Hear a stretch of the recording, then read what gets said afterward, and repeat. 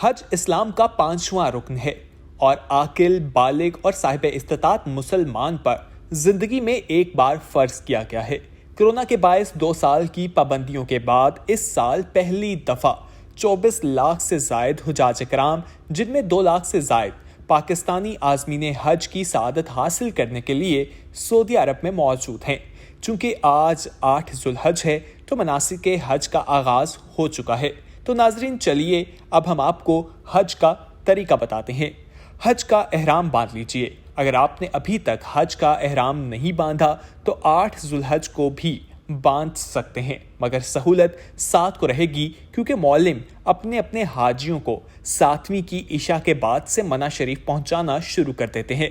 مسجد حرام میں غیر مقررہ وقت میں احرام کے 2 نوافل ادا کر کے منع پر نظر رکھتے ہوئے اس طرح حج کی نیت کیجیے۔ نیت کے بعد عازمین حج 3 مرتبہ لبیک پڑھتے ہیں، جس کے بعد ایک بار پھر ان پر احرام کی پابندی عائد ہو جاتی ہے۔ منع روانگی: 8 ذوالحج کو عازمین کی منع روانگی ہوتی ہے۔ جب منع کو روانہ ہونے کا وقت آ جائے تو حج کی نیت کر لیں۔ سر کھول کر ان الفاظ میں نیت کریں۔ اگر حج بدل کر رہے ہیں تو اس طرح نیت کریں۔ احرام کی پابندیاں: احرام باندھ کر تلبیہ پڑھنے کے بعد مرد اور عورت دونوں کے لیے خوشبو لگانا، ناخن کاٹنا، جسم کے بال دور کرنا، چہرہ ڈھانکنا، میاں بیوی والے خاص تعلقات اور جنسی شہوت کے کام کرنا، خشکی کے جانور کا شکار کرنا حرام ہو جاتا ہے۔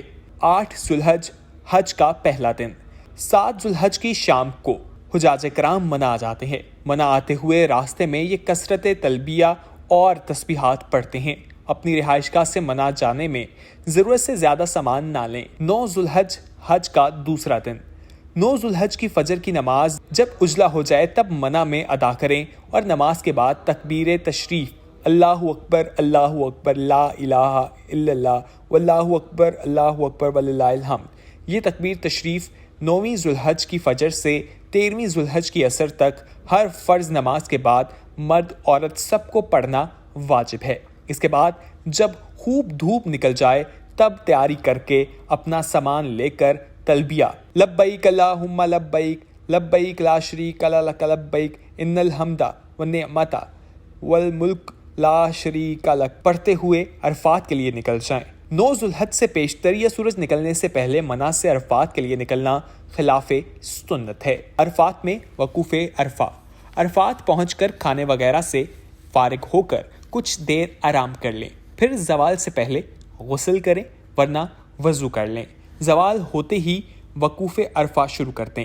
شام تک یہ کثرت تلبیہ پڑھیں، تیسرا کلمہ پڑھیں، چوتھا کلمہ پڑھیں اور خوب توبہ اور استغفار کریں۔ مزدلفہ روانگی اور قیام: عازمین سورج غروب ہونے کے بعد مزدلفہ کے لیے روانہ ہو جائیں اور وہاں قیام کریں۔ مزدلفہ میں جہاں چاہیں قیام کر سکتے ہیں، مگر مشعر حرام کے قریب ٹھہرنا افضل ہے۔ یہاں پہنچ کر عازمین وضو کر کے عشاء کے وقت میں مغرب اور عشاء دونوں نمازیں جماعت یا منفردن ادا کر سکتے ہیں۔ پہلے مغرب کی فرض نماز پڑھیں، پھر تکبیر تشریف اور لبیک کہیں اور اس کے فوراً بعد عشاء کی نماز پڑھیں۔ اس کے بعد مغرب کی 2 رکعتیں سنت اور اس کے بعد عشاء کی 2 رکعتیں سنت اور 3 رکعات وتر پڑھیں۔ منع پہنچ کر جمرہ عقبیہ، جو کہ آخری جمرہ کہلاتا ہے اور مکہ کی جانب ہے، اس پر ایک ایک کر کے 7 کنکریاں ماریں۔ 10ویں ذوالحج کو رمی کا وقت فجر سے شروع ہو کر اگلے دن یعنی 11ویں کی فجر تک ہے، مگر مسنون اور افضل یہ ہے کہ آج کی رمی طلوع آفتاب کے بعد اور زوال سے پہلے ہو۔ رمی کے بعد دعا کے لیے نہ ٹھہریں بلکہ اپنے قیام گاہ چلے جائیں۔ اس کے بعد قربانی کریں۔ قربانی متمع اور قارن پر کرنا واجب ہے اور مفرد پر مستحب ہے۔